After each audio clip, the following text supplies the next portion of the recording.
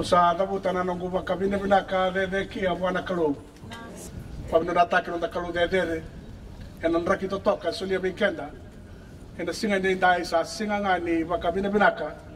kena balau dau. Ena kena inaki bimbi katale enta tio sakina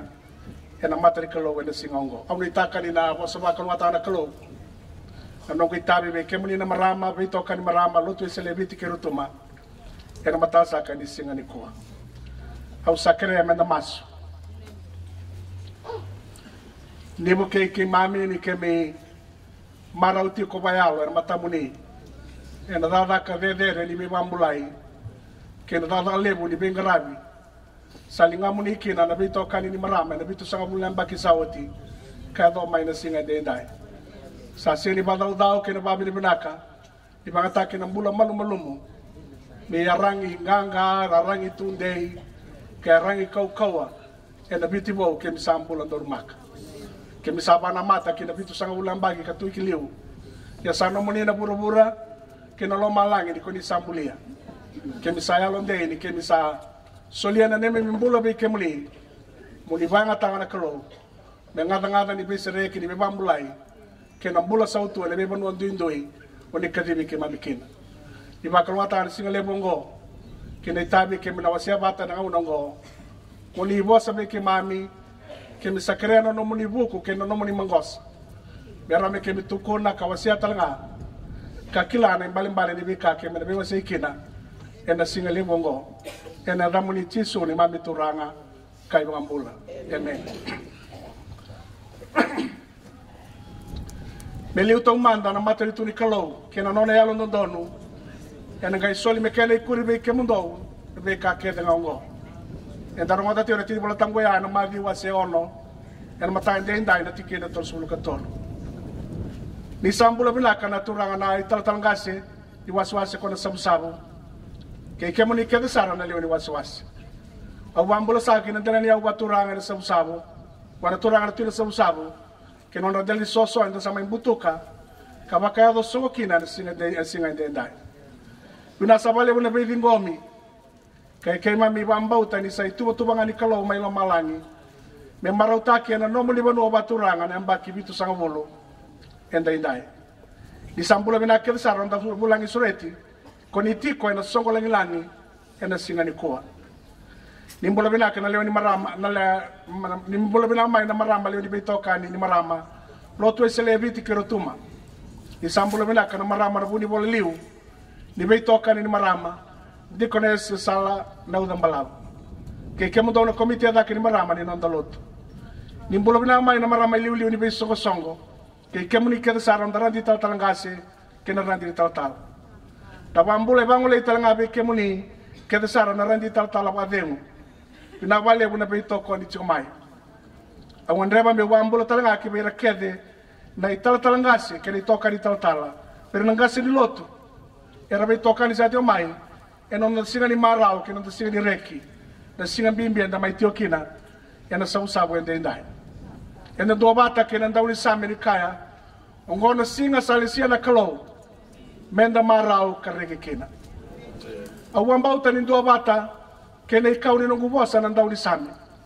ninda marau tati ko ne ambaki bitu sanga bulenda indai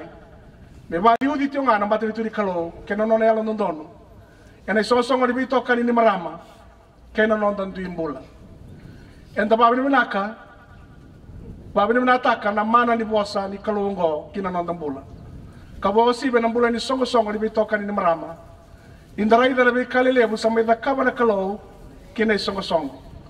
o ko na baka e tukuru teranga ndau ni same ndonu menda babi menataka ba lebu sara na da ni kalau ena singa ndai bala tari sakalebu no na loloma na nona yalo binaka membaleti kenda ngatunde itu na nona loloma kibura-bura weekenda nundua weekenda kena kau sabamo leki na babi di binaka lebu ni lotu esele e biti kerotu makina bali bola liu ni marama kena buni bola na komiti adake ke kemu ni keda sar nonda marama ena yalo ngumatu ni ngarabi tabi kere bitokoni enda samai marau kasole butakina na singa enda indai na pitu sanga bulu ni ambaki nimbula ni songo ni bitoka ni marama koni sanda ubuato kai E na venga una kedio na ikemuni na isuitu ni bubali. Na lotu ke na banua. Baleta na lomu ni vinaka ke no nomu ni ngu na marama sa andurin de ikina na sasanga ke nambula. Kasarawa kina na bi kalelevo ke danga. Na baka bina kalelevo e bangole talanga ke bira tau na marama era tau sabeli takioti mai na tekibu mai ben bulo wa siti rai walui. Ben nomu ni na padeu. Na karongo tu ende indai na kena itu tuk. Di konesi una isi mata walu. Na itala wai tele tara tu bili. Kena itala kelera wai sele. Ke kemuni di konesi sara na udang balap. Be kemuni na marama ni sa dabuti. Kapebu ke long ko bu so be kemuni seni dabuti. Na babi de benaka ni singa ende indai be kemuni. Me sombuti kemuni tiko na nona lolo manda wi wa kalon taki na nonda kalo. Kame bu indrau tiunga. Na nomu ni vito kani na marama kena pingarati. Au ya bangole ano nungu bosa kina vida ne ulutang lalai. Kasem nga kina inaki ni singa enda indai. Na imatai na songo lotu masu ni marama. E seni dau karawarawa na kena dambe timbula na ambaki e bitu sangabulu. E matata wa singa lebu talenga aki wikenda ni ongone ambaki nimbula ya lataga na kelou. E ndondonu mende adhoba na tamata kena nga. Na ambaki o wambauta ni kilana kalau ni sanganita babinaka me marautaka kabanga taki na bamangosa nano nambula indura tamata ni matata babinaka tubu anambula karawa ni sabaka imbale taka kawasean esa nabia bakata lengaki na nambula indua na isongo me bakana inaki enda satio zakina ena singa indai ira to rele suba na bitu sanga bulan baki sawo tiongo na bali bola liu ni marama erto sarai da kine bunga sarana be katale ni taraka dulu mana songo ni be toka ni marama me teki busara mai na kene butaki na lotu masu ni marama na lotu isele buru tau doko kena sama i doko bat ena rara mani bamba utangori sama itoya butaki na tirka diwa atol sanga bulu ena sabu ena kena isema ya sa isebu ni songo lotu masu ni marama lotu isele eviti kirutuma Katoy butaka ko ranti tal kasi wadengo ko Grace Cowlet bakanta rongo tion batay indai ni kawaita ka mengaraba non rambula na ranti sotia karangole tunay balu kini ato Solomon na watinda e utri non abingarabi na masu kanga isema kino non rabuli na fika na buli bola tambu na baka sanga na dada kanilinga na beisiko kabambimbi na non dagarabi na ngone era ngone mbula kakauta yani na mbula na binga una satu kiliu au na nomani ndono menta babi menatati ko e na binga una ke sara ni mbula ni raiawa ke na buku nona na randi ni ngasele wadengo Grace Cowlet ke non rabito ko ni naturanga ngasele wadengo Reverend Cowlet samai dingo mikina me sandu na tamba ni bengrabi ni non do lotu na tamba ni lotu masu ni marama e na tirika diwa lima sa bulkandua eran do sota tau manda na marama na le lotu masu ni tioti ko ni ngasele may na Penda Street meron daw songo ni kina yang kay indewa talanga nano na bingarabi kebira randi talatala nda builevo karabang geti na randi talatala kete sara meraduro kiri songo lotu masu ni marama karsanga laki teba kana randi talatala na sore ni kawangori kina beba nuwa kete sara non na bingarabi satei na buni kau nimbula sakandre sambula kabua kasabobo inrao sara me adomai na singa jendai sarau tamai no muribata kila na buni kau nimbula balata ria mai teibaki endua na sore ni kau nimbula enangele mbula kaya butake na bosa nimbula kauto ni bingarabi erawa kina nambula ia merawa wali usar au kare nga unongo menda basa usau ke sara manda pakasar manda non rambula tatura na marama betini Reverend Cowlet ke talga sa Cowlet kena na marama rasa vangoti kena non de songo me ado mai singa denda ana no makina non rambula na marama londina karando murici suvoli ena ngaune non na bingarabi na lomani tolu ne ambaki kaya do bana kau bela tai kena mataka singa itu datale mai na mat era bingarabi ngalu karabosota na bosambedi kena karara baleta ni rambula ndo makana ngauna ndende karanda umbedi kambutu ikina na marama enambula mandanga baba nua bakachiu Era seni da wakati na marama. Ke waka ko nanti kabina kane bola tambo. E bunga bei re seni bola ina danda. E so era kadibi tunga mai na matai ni danda. Na kele karua saya danga ni banu ela ko maikina. Me bataki meri na eloni makitala. Ke meri kandua. Me bataka na elewa turun rambalavo. Na elewa ni Samaria, na elewa wakalai roro. Na yandan da umasu dike. Kandua tale ke mandine dina levu. Sa ikono na bakalira na lima na undol chisu. Na lima na mbuli manrai ke na ruana ika. Era wili ngara tangane kasenga ni wili ngori ora na marama patakira ngone. Ia era muria ngalu bolinga. Enandei ni non rabambauta ira sa muri chisu ndorutiko. O ko era rabambauta ni non raturanga kan non rebambula na lewe buru kedanga. E seni ndona betana beira me bolai se kila ina dana. Sera seni wili, sera wili, sa kambi mbinga, ni rabandini de takichisu tiko, e na non rambula ke non rabinga rabi na beisinga. A wambau tali bunga sa ramarama, e non doloma ni lotu, e na vei tambadadaka ke ne be wasiwase, e rabinga rabi ngalu tu, e na buku ni lotu na non da banua. Kaseni kilai semba ulai na dana, e batakira na marama e ne bola tambo. Ka kuri kawaitaga ko ya. Mo kawaitanga ni sa bola yo titune damu e na bola ni mbula mai lo malani. Ngarabanga na no muitavi. Tangai muri chisu. Me ardaba sara na keni yoti. Kana no na bosa ni sa senga ni kawale. Na no mundo dadaka e na bukuri turanga. E na bosota ko ya sa batara kina na kalo me rai virato na marama ko chisu. E na mataka no na tuda tale mai na mati. Karato matai ni tamata, me barai takabira to na kabe ba kurang bitaki, duang na itutu ni mbula kay bura-bura. Ni satu detale ko Kristo. Karato matai talaga ni tamata merto tukunayani, ni satu detale natural. Ke manibay pa inanren in rakin ni mbula ko sa tabatiko. Wasota raigi chisu matuat yung kang garaban no mitabi na yalo malua, ke na yalo malumulumo, baleta na kalawe sulia pa hindi na ba iko na padem. Na pwede mo sin salia rawa ko bura-bura. E nandaw barita iko na kalo, ke beira ratunda itu na non rabambauta. E kalungata ni song ni marama, ni abuta ki mai na non rambula ko na marama, e tunde ika ba kayalongang ataki, na itutu ko ni non rambula, kamata ni waimbula ni bambauta ba Kristo, kene song. E lautiaw na ba kasama bimbiyongo,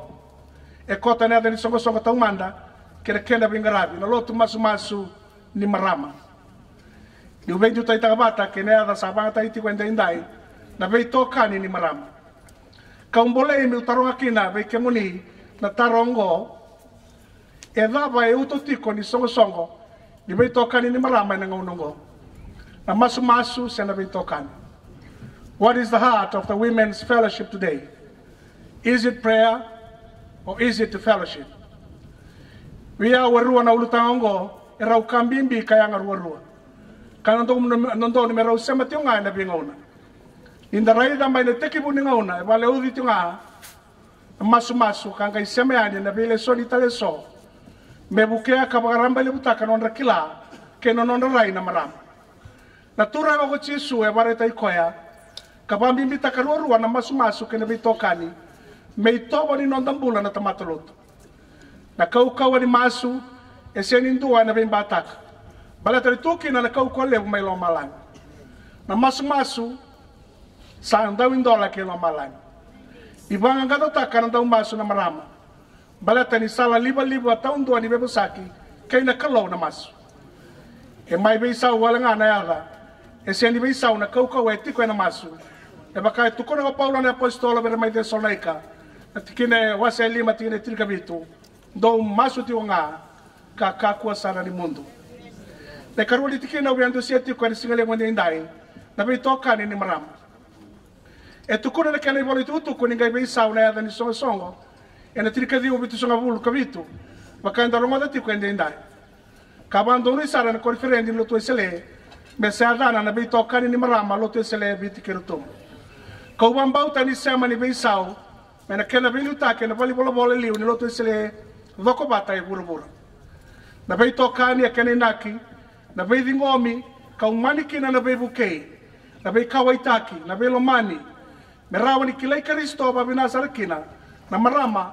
erlewen na be tokani karawa ni be wakani ke rabi matalo tu ba Kristo taleso kandau kilai na bosa ecumenical se ecumenism e kau mai na bosa bakilisi na oikumene se oikos e kene mbale endua ngana bubale e kene liu na Kristo o kenda endua ngana bubale kaulu ni bubale o koya sai vande ni be tokani na Kristo ni raitu mai na mali walala andau buka rongo lebu ni mali walala na astronaut ko astronaut Edgar Mitchell kangai rosobu raisa bu mai kibura ngarai dari diri ko to baka indura polo karakarawa na non rabura non da bura ngai da buta kina na bosa rongo lebu ko ya ngai kaya my only home na nongu buba le ndu ambaunga na nongu bura ke mimbula bata kina na lewe bura ke danga ke ne kambula ke danga kasolia bi yauna kalo me watawa sanondoni me banua ni bi tokani ke na belo mani na bura enda mbula kina inonda buba le ndu ambaunga kasolia bi kenda na kalo welewa na be tokani karawa ni bi kani kina ira na tawa mbauta ba Kristo karsambula mali o kenda tu ebiti ndai na be tokani maroroya ka ba marengeta na be imbula kedanga ni ra imbuli ni kalo e koto kina ba kasa maramba ilebu karawa ni ba mbula ta kana ta bata na dua bata kana ndo ni mendau tikiri no ndambula e na dua bata na be mata lo tu ba Kristo kina be mata tamata kedanga na mbula ngori ko ni saraida indau ba bimbi tamai na lo tu masmasu ni marama e bura kabakakina na World Federation of Women na nungu ita tau ni belu tai ni lotu ni koni na banga ngadati ko na banga ngadata tiko na beito kanyongo e na singa indai ke na benga una satu kilo baleta ni vaka lo e vaka risto e vaka ibola tambo na beito kani nganita babinaka na biti bo ke na buru bo enda sambulan dolu maka e na ndele nga una indai ni na numibiti na marama o ikemuni na tina kaibiti o ikemuni na irongo ni loloma ni nonda banua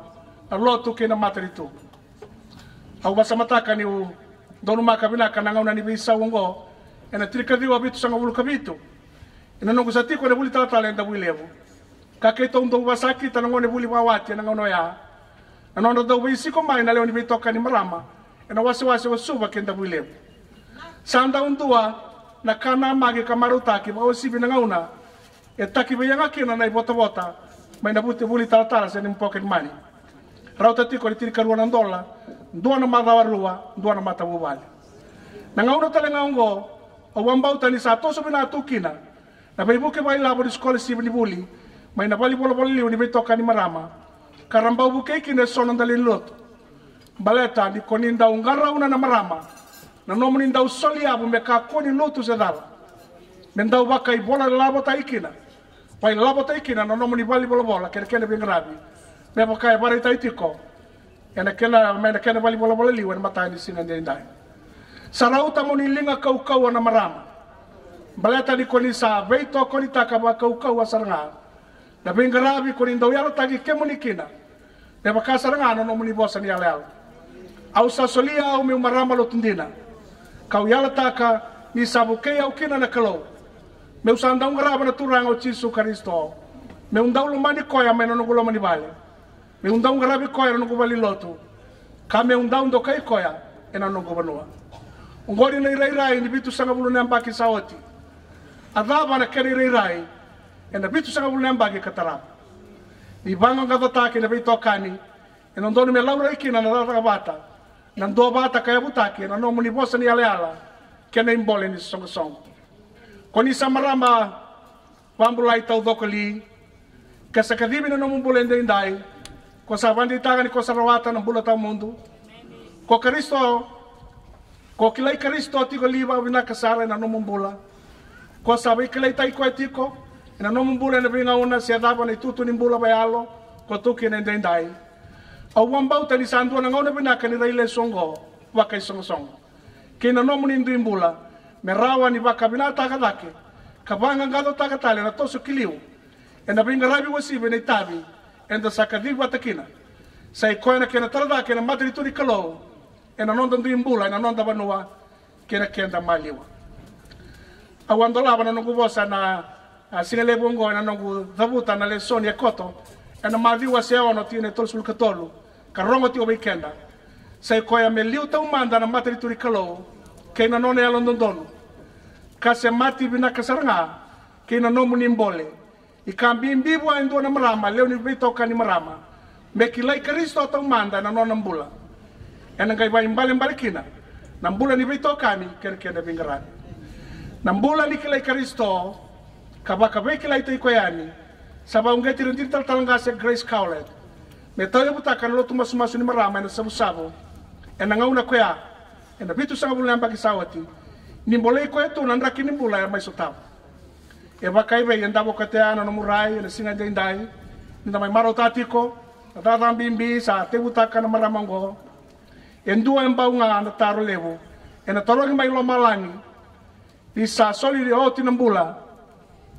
di sa lombiki nambula menta sa les tale ani wani tau kini mbula na dava ko sambau kita ka mai bura na bukongo me ka ko ni mau wale na nom leo ni loto ni betoka ni marama morai da tiko na kate tombo e tolongo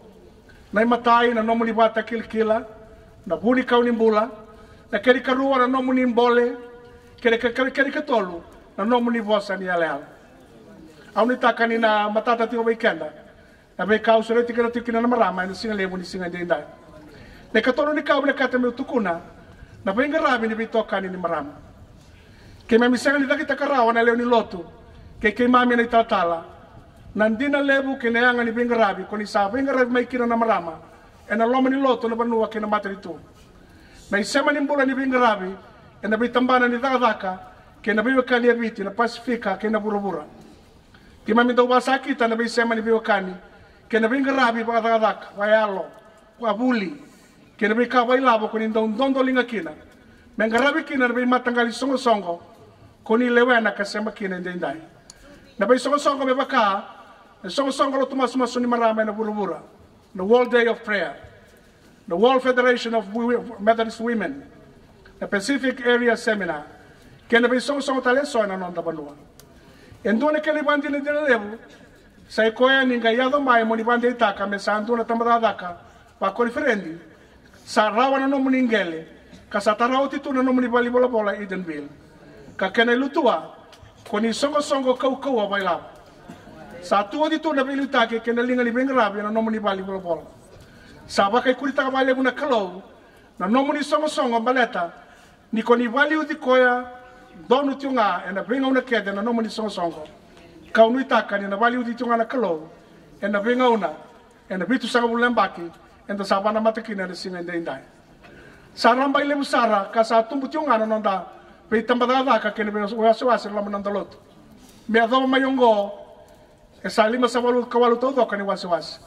karau tadi tonan rau lima sabalu ketolu tambada ka vital kasa undolu badata sara kena vai loto kasa undolu badata talangana wili isongo vito kani ni marama ena nonda loto endai sandua na isongo lebu ka wambau tani sandua na misini lebu ni loto inomuni songo na marama au bari tati ko na benga baba no mai dake na matani kuwa isabambau tan loto esele enda bitu sanga bulan paki alsa dabana matakina ngo ni sandua na misini lew kana ba nui kina na lotu sanga wala ngai biti enda buru lotu ba Kristo enda singa ndai na misini nomuni bingarabi nomuni solimbula na beito kali ni marama kina batoro data kina lotu aunda raida ka bandi dir taka na tale ni bulan ni beito kani ngo no bulan na randi tatal na randi ni kasele wititilia ya te kumesema kene songo ina matai ngani ne roleslesi pai tala New South Methodist High School mai tabeuni ena tirikadiwa walu sangavulu dinangani ata ba kanasi boli valimbole wayebo ena ngauno ya sandauli talita kare bitokani kene marama ena loma ditamada ka tabeuni kene wasi ko ta kondro kaseni batao tai ko ena da ka anasi ba materitu donu makango no ngauna ni belitaki na songo ni bitoka ni marama ni wasi lebo da kaundobe ko randi tatalanga se padengo fulore diwa endua kanda unui taga koya ka toko ni koya na bingarabi veira na marama kando kai viao eu tal no tabe ke muni ndai ndai na tikina bimbiongo sa te ki bu medhaunde na rara mongori e na nona mbula mai na ngauno koya ka doma ina singa ndai ndai ni ubara ida boli e ndina kina na bosi ni aisia na profita e na wasi oso olu sanga bulu tikina ndua mo tuda ke mo rara mai ni sa yado mai na nomu rarama na vei bara ramataki e solianga na kalau ni kosa tuda ke mo lewe ni vei toka ni marama tuda ke mo rara mai e na nomu dhingoma ka soliko tau doko kina kena vingarabi na kena itabi kere kena imbole ki vei ke muni na marama ko ni sa loma taro taro tu na dhuru mai kina songo sa nomu ni tabi mo ni tuda ke mai e na nona na kalau na vei bara ramataki enda ba vini ka kina non rambula na marama na randi tal badengo kira marama tale so na lomani lotu karanda uyalo ndina ni tuta kana dadaka ni beito kani ni marama kara tuda ke merinde wende ni rarama ena lomani lotu kabi bakalo nganga taki mai na benga una ka daba sar mai na singa ndai ni tuda ke na marama moni bara ramataki kobiti sangandrebi ke moni sakilai chisu babina kana buni rarama ni kilai chisu babina kana buni rarama kamenda toso bata kina gravi ni tabilevo sa tu e matanda menda lui taka ni sala come be chova na non dararam asureti ke moni tione singa ndai moni tu da ke na marama na bitu sa bulan bai katarava ena kena marro iti unga no non da banu lo mani ngo covid me sa non ta mundo na non da kalo le kabali tikena bula kata mandu singa ndai am bolem ni songo ngo sa andole tikena mbimbi endo na ngauna ni mbole bayalo ke na mbula babanua enda sando numa tiongo na tu selebi tikerutum eseni karawa na mbula ena ndo na bura rambai lebu kabu solo kotokina na be kandu indu ebunga katiki ni mbula na besinga be bakana mbula biduru maki ba mata kele kele itobo na ndu ni bambauta waka politiki balawa waka ilabo waka vuli waka vuku waka sama kadhuru sese kotokina na kau ni mona liba kele be sala kede era satu ebiti ndai sangandrebi kina na watule wa mangosa ena be kana ndingita ka me banga taka kanda mbula taka ona numa kina na bosa ni Joshua be Israeli yerbara omera be taltara le singo ya me choritani dingita ka le singo ndai se kodei mongrava ko yao kina no gumata bubale ke to na garabi choban ndonga saraida utimai na nonda bi mataka na kalo ya salai banga ndingi menomo ena rara mane no gambau ti Jesu Kristo awasa dubuta odi to mai dake ko kemuni na irongo ni lolo mane nonda banu kemuni na tire ke viti sana mbole Italia na no muni mbole ndai kina tuba kini mbula kini tobore reba ke bunga sataratu na nonda banu na singa ndai wakana wenganga ni be materita kina drugs na marijuana na mate bitovi na STDs na mate sureti bunga na NCDs na itobo kau abe marama kenangone violence against women and children na kudu sa lenga lebuti ko ebiti ndai na rape na mbasulawa na crimes na lenga libubale na family problems na ndraki bisau na climate change kay na bunga tali na nonda viti sa viti ni mbula bidurmaki pa mata tamata itobo babanua bambauta kila ka ke na rawaka sabiti ni ngauna ni bisau ba liba ke na bibator da Italia so enda satio ke na ndai kasababuri atalanga mai lebu sara na bisau ni tobo ke na mbula sanondonu mo ni andrama bila kana marama na bisau ngore na loma no mo ni bitokani ena nonda be banua kambole kina nonda dingin ba mangosa sa na bali bola ni marama ubambauta ni sangarabati ko na ulutanga ngori kakauta tingo yani le kana buli kabe tokani kinonda be bali bola liuni lotu ena ni mai vanu inui ni koni na be tokoni kangarabata garabata kana baluti na be lenga kede saro sature tu ndai katarati kono nonda banua ena singani kwa na lotu bata kene bubali au sangusu ni lotu me ubangeti ke muni na marama na misi ni lebu ndua itake ni lotu esele viti ke rotoma ko ikemuni pesureti ena kenandau merandau sureti de kenandau meramai vosa ve kemuni ena kena tarobi kabaluti na lenga satara kabada danati kono nonda bula on rambula na lubenda que não de tambangone que não da banua e na singa de indai e kalima ni kau kata meu tukona kau sabe kata meu bata que não guitava na singa de indai me sa nonda kauai ne randi tatalangase Grace Cowland menda yalonde e na nonda itabi me adaba sara na keni yoti menda raida tala mandala kaua sorry na kauai ne Mrs. Cowland e na pitu sanga ulan baki saoti araba na nomuni na numakina era sakawai takiti olina wati ni sotia era ndau ngole kina mbuda ni valu kina benga rabi na watindra e bakai be ko iraponi marama taleso era sotaba tu nambulan dendre kangalili e non andava itiko kene kenda maliu na matangali le soni se benga rabi dava e bana taki ka betumberi kina na songo di be tokani ni marama indai indu ibe songo be benga niti kene be ka e taratu na nondambula e na banu ndambula kina na singa ni ko saba mbula yalo tikoli na nomu ni be tokani sa toro da tikoli na non randu itutu palotu na marama sabuliti bale butiko na bosi ni kalou e kau tikoli na nomu ni nda masu bata ko ni mbula taka ba indina tiko na nomu ni mbole ke na nomu ni ala ongori e vida ngana taro au taro sa tiwan singa ndai me mbole ke muni italiani na marama e na kena laki bakuri na mbaki pitu sanga bulu wataraba kasau tombimbi na nanda songo ni na sabu de singa ndai menga ikene lutua na nomuni mbula taka kadada taka na nomuni mbole ni bito kani marama sai koya meuki lai Kristo kabaka beki lai tai koyani na dina lewe koto eke sai koya na kena mbula taki kadada taki na mbole ngo e na nomuni mbula nomuni bubale nomuni banua e na nomuni lotu me adoba sana na kene yoti au mbulu tendo na leo ni bitokani ni marama mai na nongo koro mai la kemba ena marabi kisangani ena matai ni singa ena mbaki ngo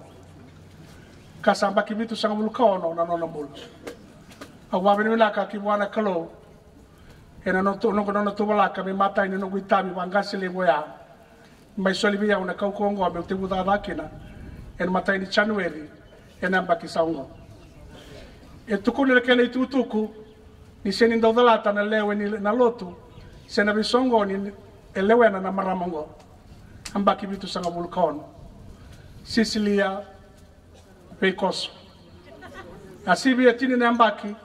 anona mbula ndondo boli mai kira to na lewe ni nona bubali ni samai takali na turanga na watini ese soti ni rawa ka bai lawo kau kilaba minaka na ndende itaki biyanga na mbula ni rawa kai na loma di bubal ia sandinga na nona ngaraba ena yalondina na nona kalo ena nona mbula ni salagi kere me sabade ngomana tutu ni turara ba kabri turanga sanga tukuna nona bosa me ukua ni bakadeu me ukua ni badengui me ngaraba tiunga me adobo sara ioti ni nongumbula ninga yado mai na italangase belengaraba ni yoti no ba kabri turanga ngai tukuna mai ni sangalu singa bida kota na maramongo e tukuna na italtala ni beranga ni kadi banadana sarai mai kakila nando mai na italtala kanduri sara me bangataka ni ba kabri turanga ni oti rausa be ba kamode taki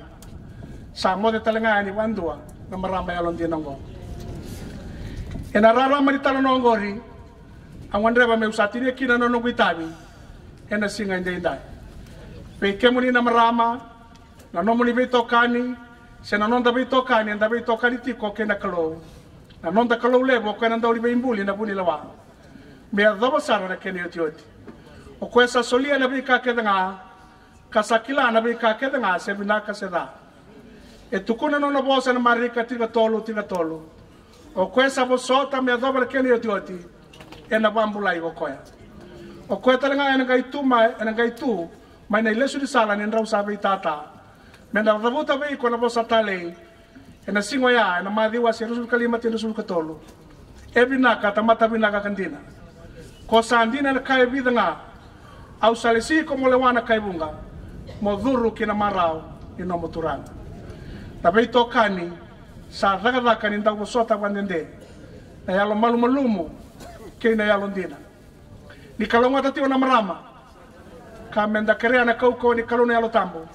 me sombuti kanda wata tiko na kena marutaki na mbaki vitu sanga bulu inonda veto kani mai me adoma ina singa ndai kame bakalonga tai kanda da kalo en loma ni vitu sanga bulu na mbaki satu e matanda liu tong manda na matari turi kalo ke nona yalo ndono gai soli me kena ikuri me ke mundo ka ka ke de ngaungo mo tu dake mo rarama mai ni sa lako mai me choba na no murarama ene ada ni kalo na tamanda ke na luvena ke na lo tambo akere menta sadu mo sombe na masu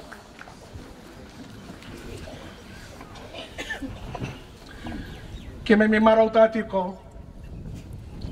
na mbaki bitu sanga bulu idada ka biba kurumbuitaki ibito kani ni marama ena banuongo ke wanu nataka na nomuni loloma levu ke na nomuni kau rasombuti kina ira na nomuni banda era liwa na bito kani ena dadango sa tabuti ti ona dandra ena singa ndai unga sini tabuti rawa na dandra kasega ni bola itu taki yeseni tikina bimbi ber na maramo ya tikina bimbi nduanga ira sa gauti ko na dadaka ni lo mamuni ni nomuni matri tu sa bolaiti ko rekana i bola itu tu ko mai lo malani kaseni lutu le dakina nduna kai burubura ne bakanga no bosa ni apostolo saya u levu na lotu ke na lovinaka na lotu sayanga bi ke mundo wena bulungo saya la tai kina na kani bula samber mai i bakalonga ta kana bitu sanga bulan baki saoti ka do mai ndai